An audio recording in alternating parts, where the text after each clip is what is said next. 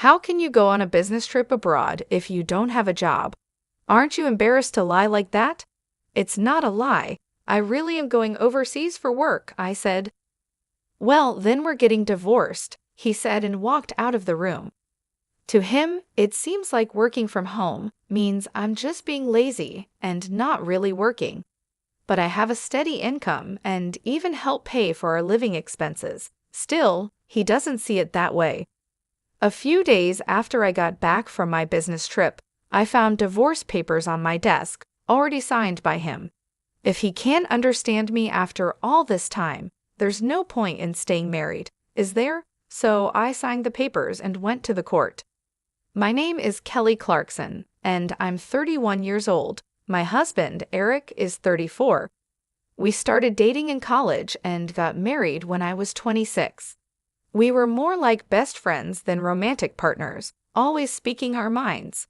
Sometimes that's good, but it can lead to unexpected problems.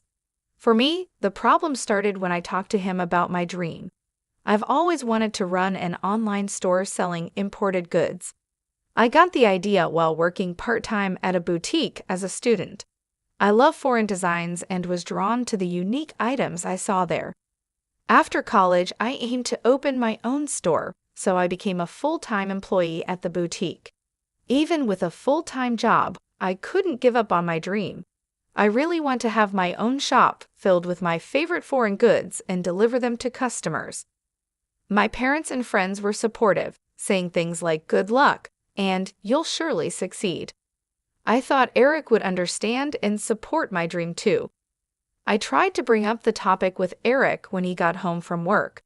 Hey Eric, you know I've been talking about opening my own shop for a while, right? About that.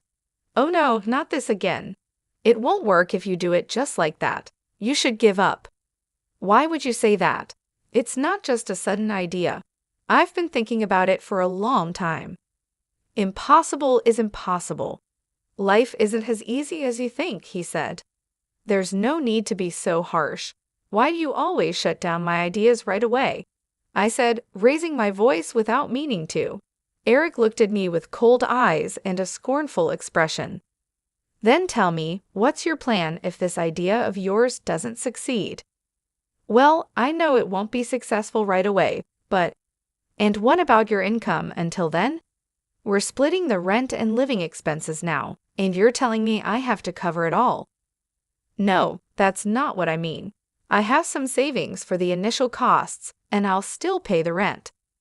Oh really? Then do whatever you want. But if it doesn't work out and you regret it, it's not my problem. Every time I talked about starting my own business, Eric always got upset. The reason was simple. He worried my income would become unstable. The import shop where I worked was in a good location, and we had a lot of customers. Because of that, my income was pretty high, almost the same as Eric's, who worked in an office. It might even be a bit higher. That's why I often paid for meals when we went out and sometimes paid a bit more for the rent. The idea of my income going down was something Eric just couldn't accept. At first, he would say things like, "Why rush things?" or "You should take your time and prepare," in a kind voice. But now, he didn't mind hurting my feelings. Even so, I didn't give up on my dream of having my own shop. No matter how much Eric was against it, I focused on making my dream come true. As a result, I overcame his objections, and at the age of 27, I started an online boutique. At first, just like Eric predicted, it was hard to get things going smoothly. But over the years, I tried all sorts of strategies. I used the advantages of an online shop by outsourcing to well-known e-commerce companies, promoting on social media, and doing everything I could to succeed. Thanks to these efforts, a year after starting my own business, things began to look up. I was able to make a steady income. I expanded my customer base and added more products. Now, my yearly sales have reached $600,000. Because Eric was so against my business, I never talked about the sales. I figured he wouldn't care anyway, and he never asked. But he always reminded me about paying the rent and other living expenses. I always just gave him the money he asked for without making a big deal. I kept our conversations about work as simple and non-controversial as possible. But then, one day, something happened. I got a message on my online shop's direct messages. I'm a regular customer of your shop. I was wondering, in addition to the international knickknacks, could you also sell furniture? Actually, many customers had asked me to sell furniture too, but unlike small items, selling furniture online is more complicated. Furniture is more expensive, and things like the material are important. Even though I had worked in an import shop before, there are risks in buying and selling furniture without seeing it first. So I decided to call my old boss from the import shop to talk about it. Hello, is this the manager? I have something I want to discuss with you. As soon as the manager, Rachel, recognized my voice, she sounded really happy. Kelly, it's been a while. If there's anything I can help with, just let me know. Well, I've had some requests to sell furniture in my online shop. Furniture? That sounds like a big task. I was thinking of checking out the actual items before selling them. How did you find your products, Rachel? I see what you mean. I can definitely help with that. Rachel, who had connections with suppliers from other countries, offered to contact one of them and arrange for them to provide furniture for my shop. Because of my good relationship with Rachel, the overseas supplier was willing to help. I decided I would travel abroad to find the furniture. However, I couldn't just leave without telling my husband. So that night, I brought up the topic with Eric. Eric, about the week after next, would it be okay if I'm away for about a week? A week? Why so long? He asked. Well, I might have to go abroad for work with Rachel from the shop I used to work at, I explained. Abroad? If you're going to lie, at least make it believable, he said, sounding like he was mocking me. What? I asked, confused. He pointed at me with a mocking look on his face. You're going overseas for work? You're almost unemployed. What are you even talking about? Wait a minute. You know I run an online shop, right? This trip is to find new items for the shop, I tried to explain. So you think I'll just believe you if you say it's for work? Are you stupid? Your little shop won't get you far. Think what you want, but our sales are good and our customers are growing. This trip is because a customer requested it, I insisted. If you keep pushing, I won't allow you, practically a shut-in, to leave home for a whole week, he said, then stomped off to the bathroom with a beer in hand. A deep sigh escaped from my lips. Why can't he try to understand? His reaction is too harsh just because he doesn't approve of my work. But I can't go abroad without his permission. I need to convince him, no matter what. Even though I was nervous to bring it up again, I couldn't ignore the problem. The next day, when he came home from work, I spoke to him again. Eric, about yesterday's discussion. Look, I'm tired. I don't have time for your lies, he cut me off. I'm only telling the truth. An unemployed person going on a business trip abroad? You're good at lying, he said, mocking me again. I'm not lying. I really have to go abroad for work. At that moment, I grabbed his arm, pleading with him. He looked down at me, mocking me again. Oh, really? Then liars get divorced too. Divorced? What are you saying?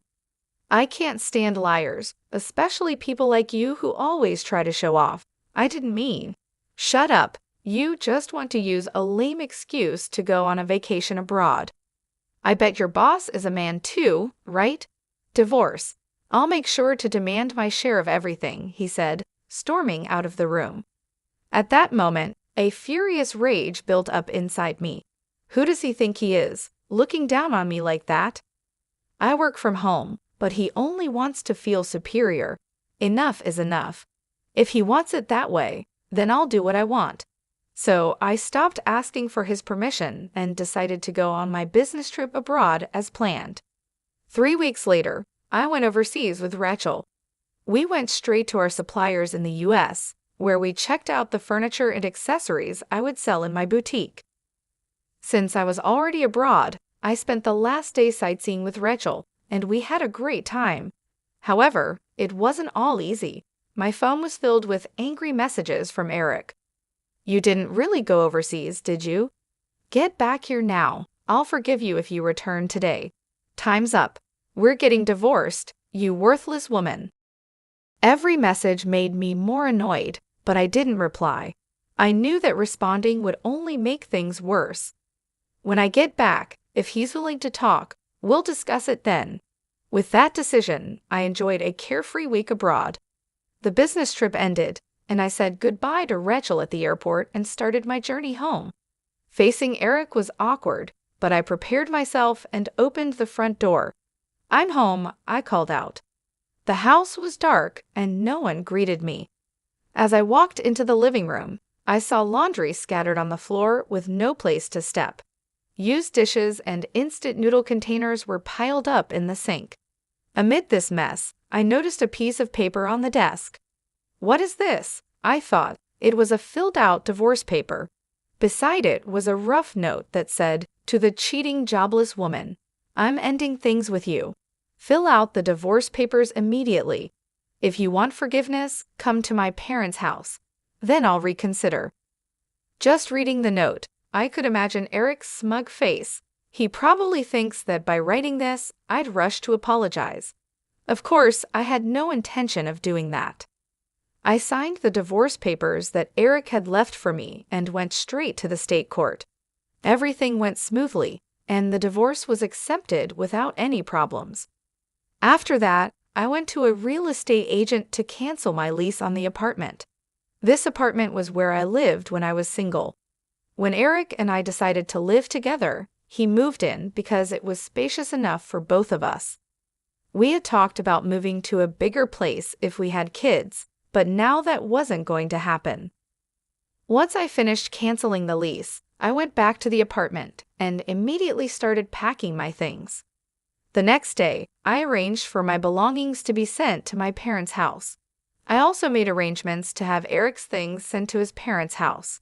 During this time, Eric kept sending me messages full of angry demands and accusations. "Stop being stubborn and come apologize now. You have until the end of the week," and messages like that. I ignored all of them. I continued to pack and send everything from the apartment, both mine and Eric's, to our respective parents' homes. After the apartment was empty, I went back to my parents' home. A week later, my phone kept ringing nonstop.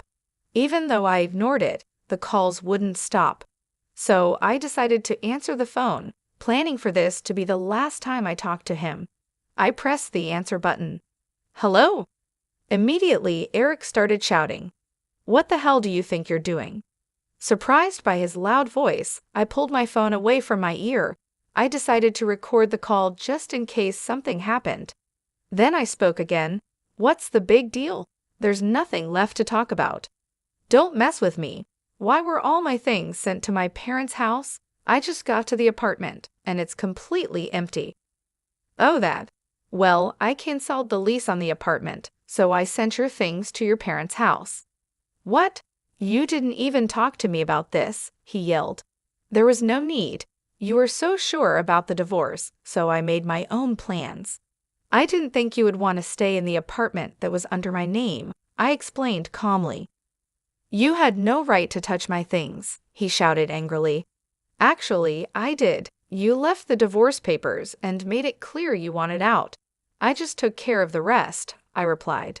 "I can't believe you would do this. You're so selfish," he continued. "Eric, you called me a cheating, jobless woman. You wanted a divorce and didn't care to talk things through. Now I've made the changes you wanted. There's no point in dragging this out," I said, trying to keep my voice steady.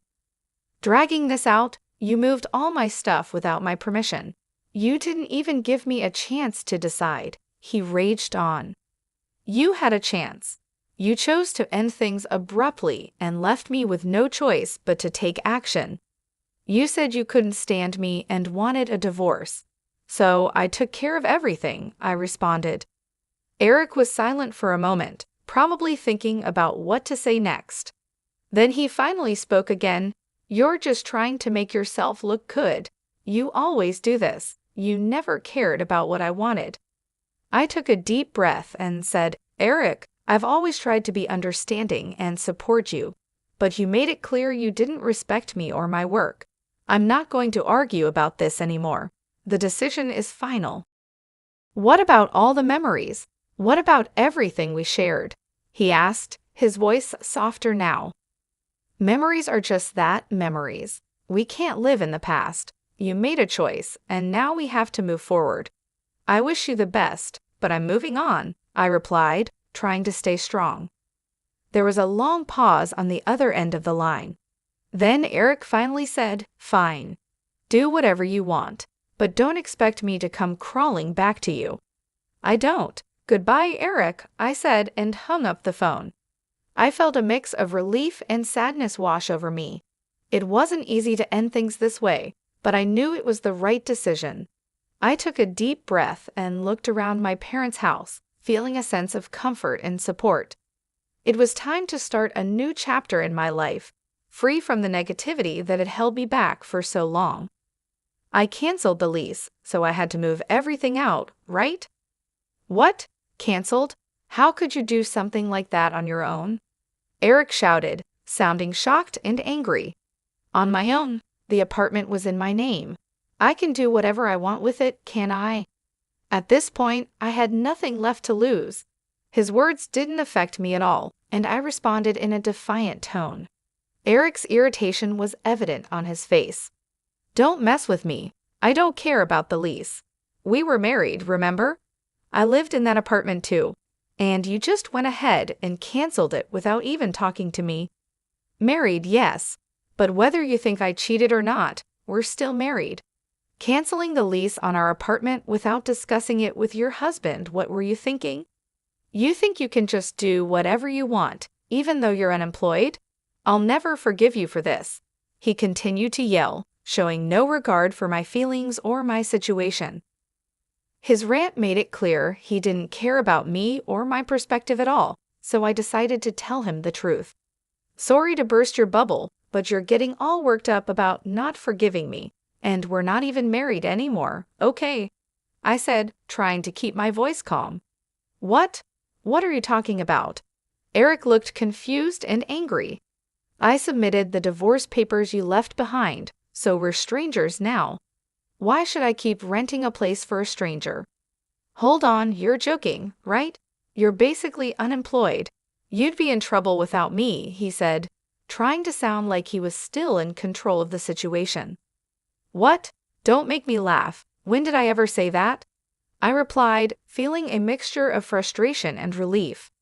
Eric was caught off guard and didn't know what to say. He stammered, trying to find the right words. Taking the opportunity to release my pent-up frustration, I continued, You've looked down on me all this time. I'm not the unemployed or jobless person you think I am. I didn't cheat on you. I was traveling abroad for work to find products for my customers. If you can't believe that, fine. But just so you know, I'll never forgive you. Well, wait a minute. Your online store, it's not like sales can just go up like that, he said, still trying to argue. I've been working hard for the past 5 years. You don't know anything about what I do, and you didn't even try to understand. You kept making assumptions and treating me like I was worthless. 5 years? He asked, clearly surprised. Yes, 5 years. Just so you know, I've been making many times more money than you. You looked down on me and belittled me. I don't want a marriage like this. You can live a miserable life on your own for all I care. Eric stood there, speechless. He didn't know how to respond. I could see the realization starting to dawn on him that he had been wrong about me all along. But it was too late for regrets. You've always tried to make me feel small and unimportant, I continued, feeling a weight lifting off my shoulders as I spoke. You never supported me or my dreams. All you cared about was being in control and making yourself feel superior. Wait, let's talk about this, he finally said, his voice softer now. I didn't realize how serious you were. It's too late for that, Eric. You made your choice when you left those divorce papers and decided to treat me like I didn't matter. I'm moving on, and I'm not looking back.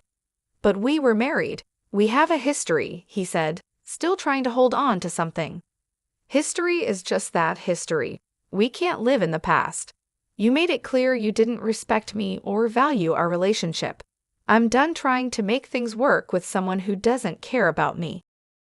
Eric looked like he wanted to say something, but he didn't. He just stood there, looking defeated and unsure of what to do next. I felt a sense of closure, knowing that I had finally stood up for myself and made a decision that was best for me. "Goodbye, Eric," I said, turning to leave. "I hope you find whatever it is you're looking for, but I won't be a part of it." As I walked away, I felt a mixture of relief and sadness. It wasn't easy to end things this way, but I knew it was the right decision. I had finally taken control of my life and my future. It was time to start a new chapter, free from the negativity and control that had held me back for so long. I took a deep breath and looked forward to the new opportunities and challenges that lay ahead, feeling stronger and more confident than ever before. I hung up the phone, deleted Eric's contact information, and blocked all ways for him to get in touch with me. It seemed he finally realized how many people were using my online store and how successful I had become. He even heard about my success through mutual friends. One day, he showed up at my parents' house, but I had no desire to see or talk to him anymore. Eric made the effort to come to my parents' house, but my dad turned him away at the door. Apparently, Eric's own parents found out about how badly he treated me and kicked him out of their house.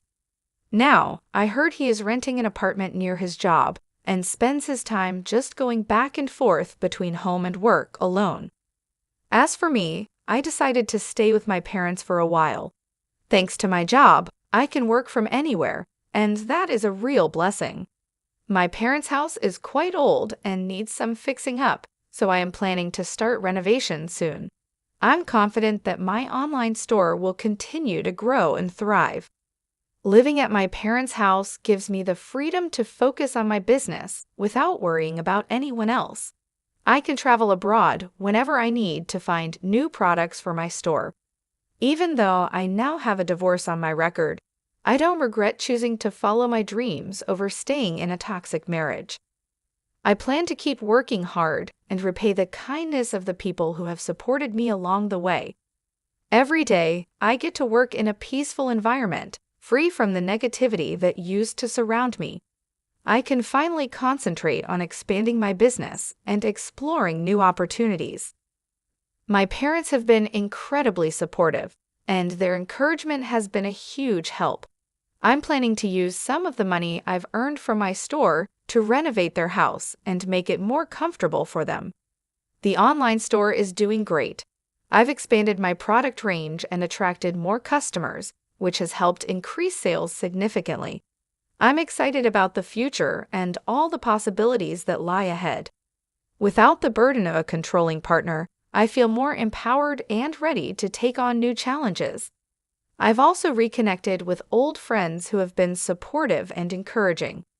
They're happy to see me doing well and pursuing my passions. It's been refreshing to spend time with people who genuinely care about me and my happiness. Traveling has become a big part of my life now. I often go abroad to find unique products for my store. These trips have not only helped my business, but also allowed me to see the world and experience new cultures. It's something I always dreamed of doing, and now it's a reality. Looking back, I realize how important it was to put myself and my dreams first. Staying in a relationship that didn't support my goals would have only held me back. The decision to move on wasn't easy, but it was the best thing I could have done for myself. I'm proud of the progress I've made and the person I've become. The road ahead is full of potential, and I'm eager to see where it takes me. My focus now is on growing my business, taking care of my parents, and enjoying the freedom to live life on my own terms. I'm excited about the future and grateful for the opportunities that lie ahead.